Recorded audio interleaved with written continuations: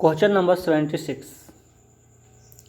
यदि आप मेरे चैनल पे पहली बार आए हैं, इससे पहले का वीडियो आपने नहीं देखा है, तो मैं बता दूं यह सीटेट पेपर 1 के लिए है, जो प्रीवियस ईयर का क्वेश्चन को हम लोग प्रैक्टिस कर रहे हैं। इससे पहले का क्वेश्चन यह पर्यावरण अध्ययन है, ईवीएस पर्यावरण अध्ययन। इससे पहले हम लोगों ने 75 तक का प्रश्न को प्रैक्टिस कर लिया। अभी हम इसमें 76 से लेकर 90 तक के क्वेश्चन को करेंगे, सीटेट पेपर 1। ठीक है, तो चलिए स्टार्ट करते हैं क्वेश्चन नंबर 76 से। क्वेश्चन नंबर 76 यहाँ पे कह रहा, मैं इसे छोटा कर देता हूँ जिसमें दिखेगा ऑप्शन के साथ में। हाँ, अब देखिए इसमें कि खाद्य श्रृंखला की संकल्पना को पढ़ाने में विद्यार्थियों की अधिकतम भागीदारिता के लिए निम्नलिखित में से कौन सी शिक्षण व्यू रचना सबसे प्रभावी होगी।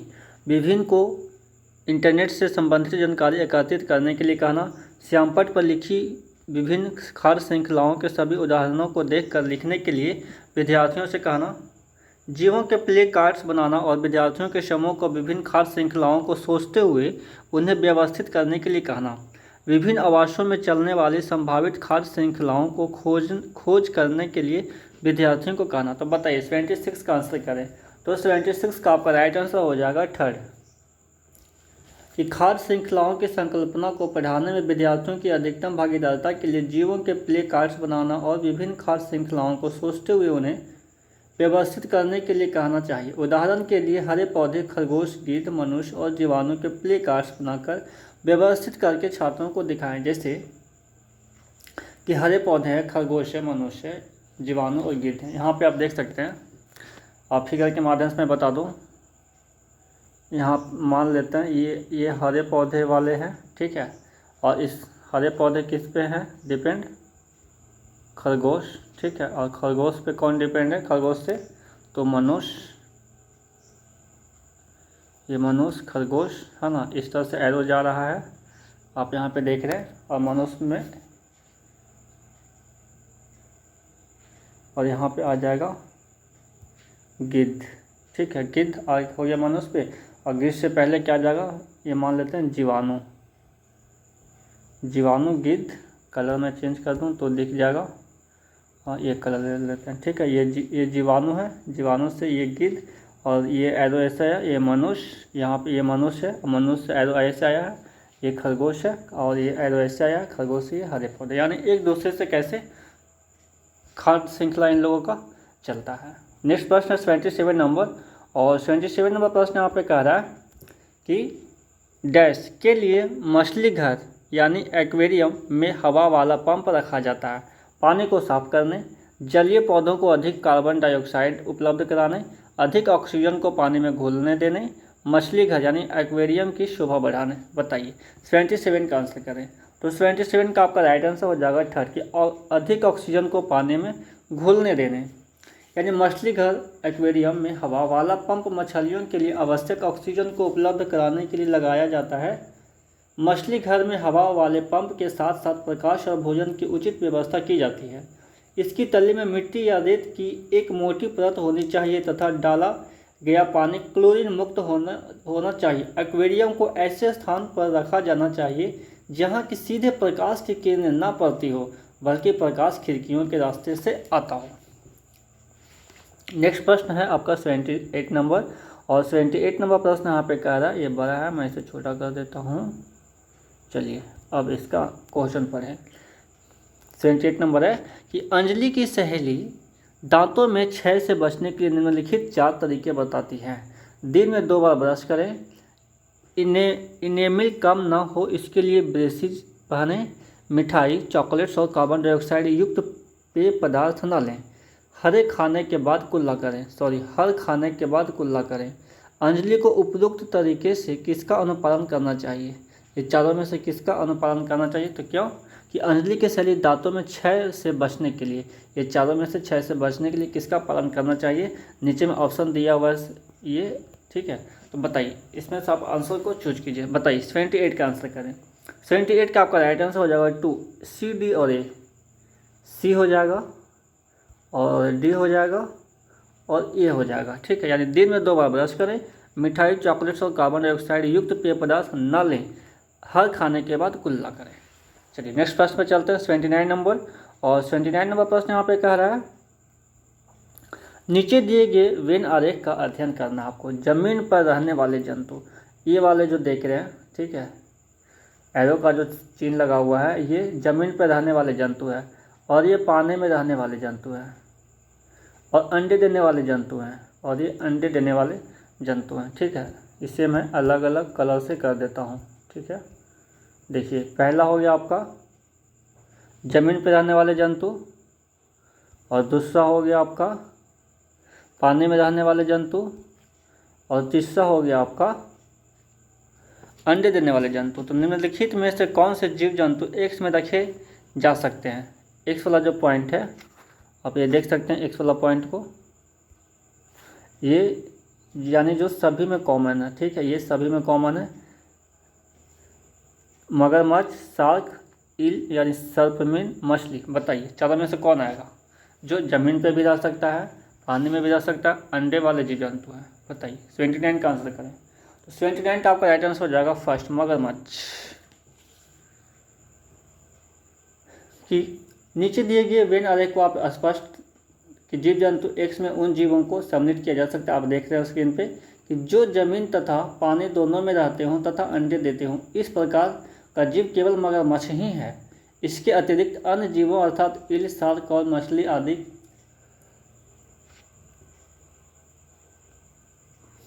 मछली आदि को वर्ग एक्स में सम्मिलित नहीं किया जा सकता है। ठीक है, चलिए नेक्स्ट प्रश्न है 80 नंबर प्रश्न।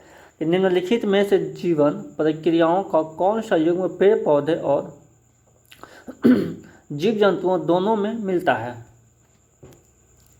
वृद्धि और भोजन बनाना, प्रजनन और भोजन बनाना, प्रजनन और अंकुरण, वृद्धि और प्रजनन। बताइए 80 का आंसर करें।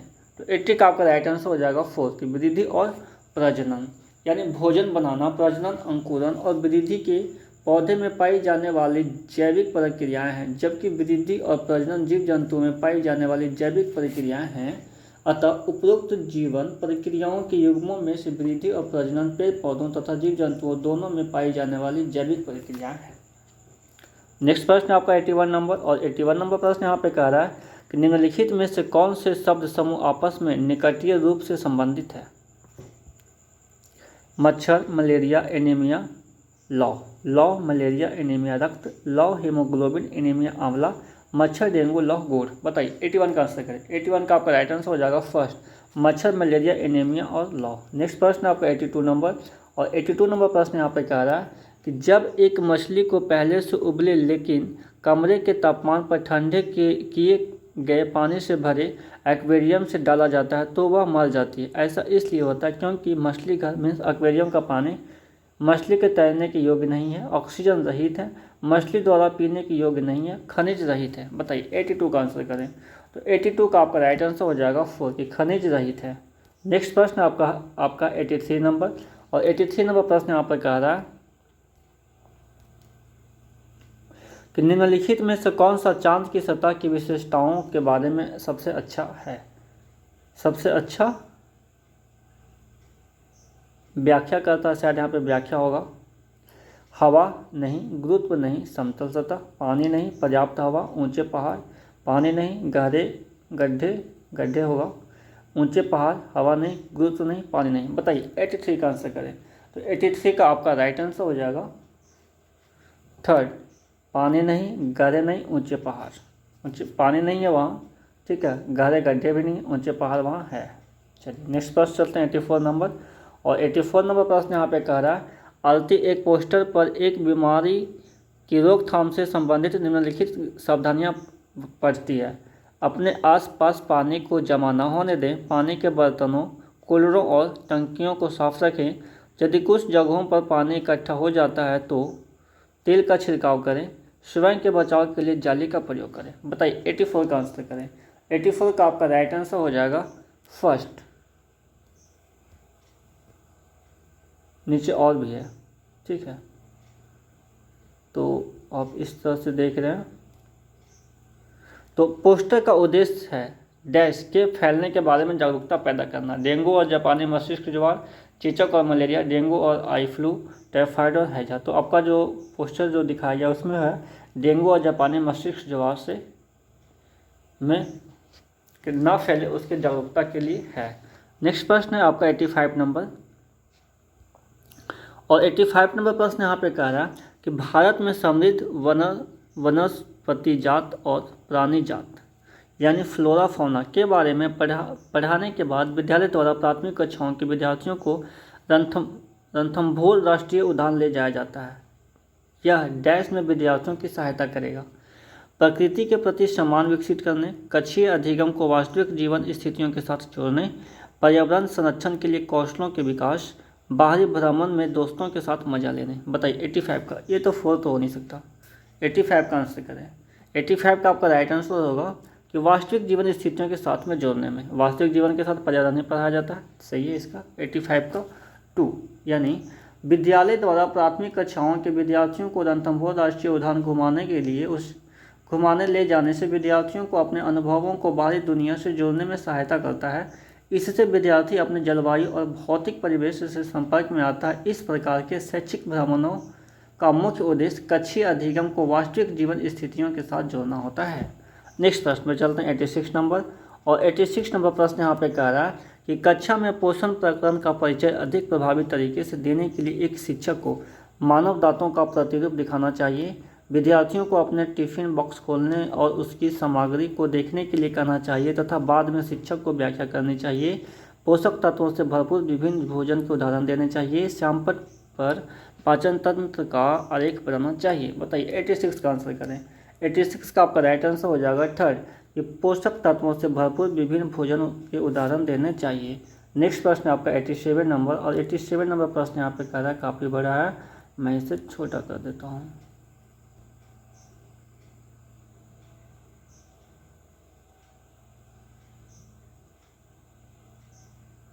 नंबर प्रश्न शायद आपको दिख रहा होगा। चलिए, शामिल करना, इंगेज, खोजबीन करना, एक्सप्लोर, व्याख्या करना, एक्सप्लेन, विस्तार देना, इलेबोरेट, और मूल्यांकन करना, इवेल्युएट।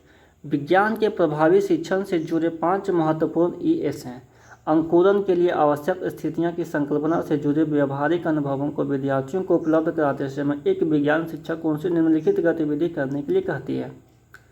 ए में है, बीजों को रात भर पानी में रखें और उन्हें सूती गीले कपड़े में रखें। बी कहता है 2 दिनों बाद बीजों का अवलोकन करें और उनमें अतएव परिवर्तनों को रिकॉर्ड करें। और सी कहता है कि पुस्तक पढ़ें और दिए गए कार्य पत्रक वर्कशीट का काम करें।